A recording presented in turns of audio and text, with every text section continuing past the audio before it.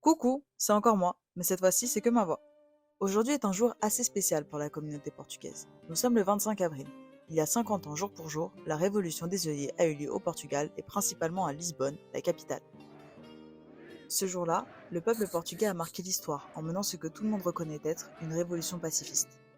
Avant de vous raconter ça plus en détail, je tiens à préciser que comme dans tout événement historique, on retrouve plusieurs versions du récit et que personne n'est ni tout blanc ni tout noir. Aujourd'hui, je vais vous raconter comment le Portugal s'est débarrassé d'une dictature en seulement une journée, tout en créant une planche de bande dessinée à ce sujet. Alors attrapez-vous un petit quelque chose à boire ou à manger, installez-vous bien confortablement, mais promis, ce sera pas long. Pour bien démarrer, un peu de contexte ne sera pas de refus. Salazar, arrivé au pouvoir en 1933, dirigea le Portugal jusqu'en 1968 sous un régime dictatorial avec une politique colonialiste et nationaliste, l'Estado Novo. À sa mort, Marcelo Caetano reprit le flambeau jusqu'en 1974 où les Portugais décidèrent qu'il en était trop. Le peuple avait faim, les soldats n'en pouvaient plus de ces guerres coloniales sur le continent africain et le manque de liberté n'était plus soutenable. C'est ainsi qu'un 25 avril 1974, après le coup d'envoi sonné par la chanson Grandola, les militaires du MFA, Mouvement des Forces Armées, se lancèrent dans le coup d'État que l'on peut qualifier de pacifiste car dépourvu de violence en tout point. Il y a un mais, on y reviendra plus tard. Dans la matinée du 25 avril, le MFA avait déjà pris d'assaut la place du commerce de Lisbonne ainsi que de gros organismes tels que la Banque du Portugal ou encore la Radio Marconi. Caetano, l'homme succédant Salazar, se réfugie alors à la caserne du Carmo, protégée par le GNR, la Garde nationale républicaine. Plusieurs frégates et brigades sont alors appelées à tirer sur les insurgés. Cependant, ces derniers décidèrent plutôt de rejoindre leur rang. Salgueiro Maia, le capitaine de cette intervention, décréta alors que le 25 avril s'était gagné juste ici.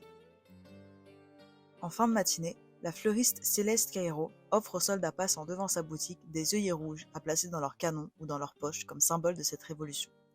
Par la suite, de plus en plus de civils rejoignent également les rangs des insurgés de ce 25 avril.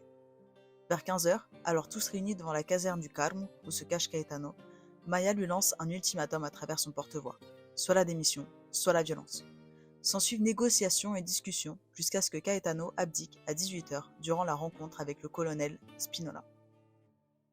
Caetano quitte alors sa cachette sans violence, puis s'envole à Funchal, à Madère, où il y finira ses jours.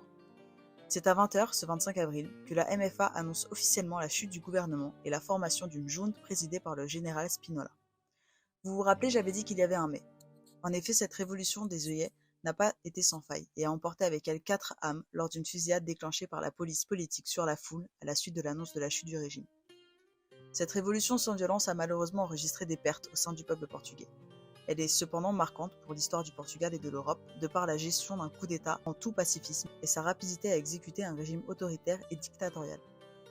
Bien évidemment, cette révolution n'est pas sortie de terre ce jour par hasard.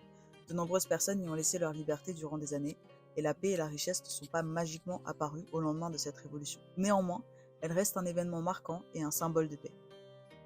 J'espère que vous avez aimé cette petite bride d'histoire, ainsi que la réalisation de la planche. Personnellement, ça a été vraiment une bonne expérience. J'aurais toujours des choses à redire sur mes productions, mais bon, aujourd'hui est un symbole de paix, alors on fait la paix avec soi-même. C'est pas parfait, mais au moins c'est fait. Merci beaucoup pour votre temps, pour votre écoute. À très bientôt.